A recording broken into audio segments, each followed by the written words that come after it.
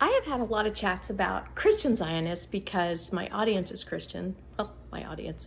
The things that I want to address are to Christians to have a heart towards Israel. So anyway, this guy's name is William Heckler, and he was German. His dad was a missionary, and he grew up on the mission fields. He went to school, I think, in England. He went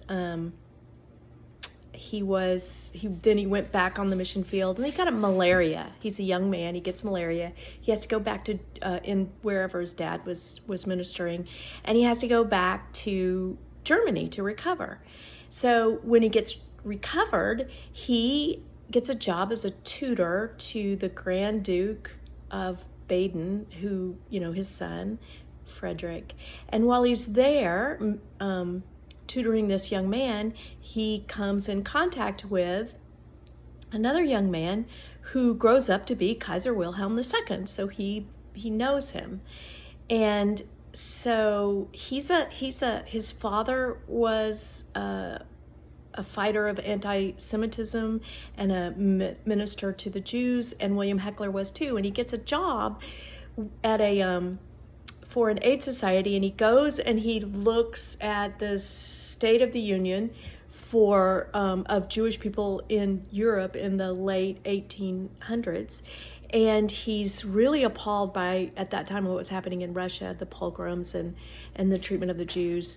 And he becomes very passionately a pro-Zionist. And he is kind of introduced to the concept of a Jewish state by Leon Pinsker.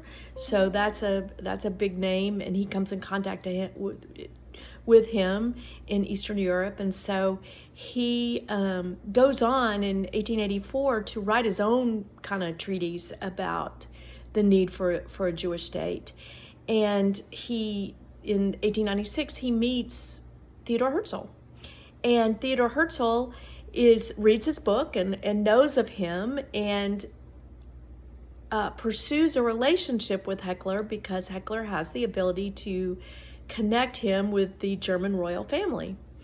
And let me go back and say one of the quotes from the book that William Heckler writes is that it says, "It is the duty of every Christian to love the Jews."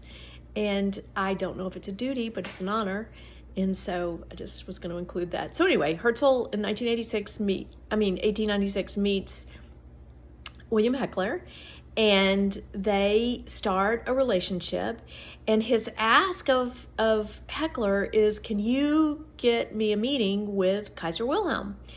And so Heckler's like, "Yeah, sure." And he goes back to Germany, and it turns out to be a little harder than he thought. So from 1896 to 1898, he works to that end. And he kind of decides, when he's throwing himself into this project, he decides, one of the things we need to do is we need to get you known. You need to be known. So he takes him all around Europe and introduces him to just about anybody within the leadership, the clergy, the royal family in Germany, different people.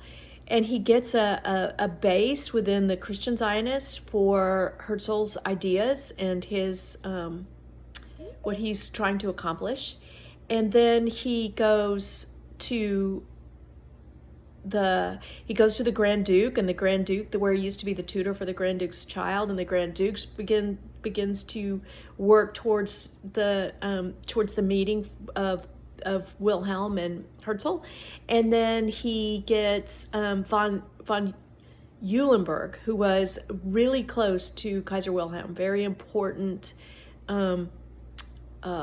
statesman for Wilhelm, close personal friend. So he gets a meeting with him, and he gets on board, and Herzl talks with him and convinces him, and Heckler convinces him, and he gets on board with creating a state in ancient Israel for the Jews. And so now there's one of the closest people to Kaiser Wilhelm is telling him, you need to meet with Theodor Herzl. So Kaiser Wilhelm plans a trip to the Levant in 1898, and on his way down to Palestine, ancient Israel, he agrees to meet Herzl in Constantinople.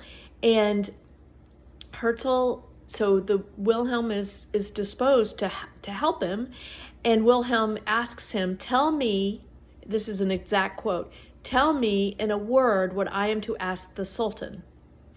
And Theodor Herzl's answer is, ask him for a chartered company to pass through under German protection. So in other words, he was a colony in ancient Israel, probably on the Galilee, and the Germans would protect them.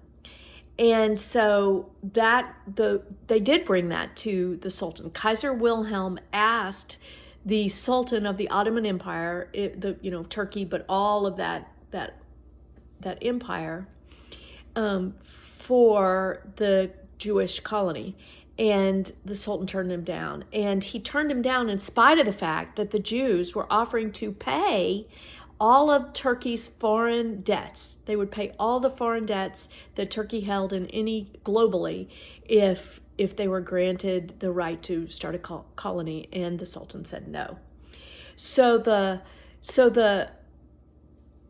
Kaiser kind of passed down, and he went on down to ancient Israel, where he was headed, and he meets again with Herzl on the on the Galilee, and they get some pictures taken. And so that second meeting that was memorialized, that everybody could see, was really the beginning of it just put all conversation to bed, and it made Theodor Herzl is the absolute leader of the Zionist movement. The fight to have a national state of Israel or Jewish state was final. It was Theodor Herzl.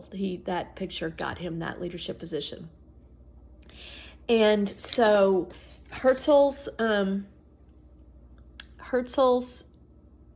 request and Wilhelm's request and the pushing forward of all that was made possible because of a little German tutor who loved the Lord and believed that these people were God's people. It came from just one man standing by what he believed, and it was a big deal. So once again, Christian Zionists had and have a part to play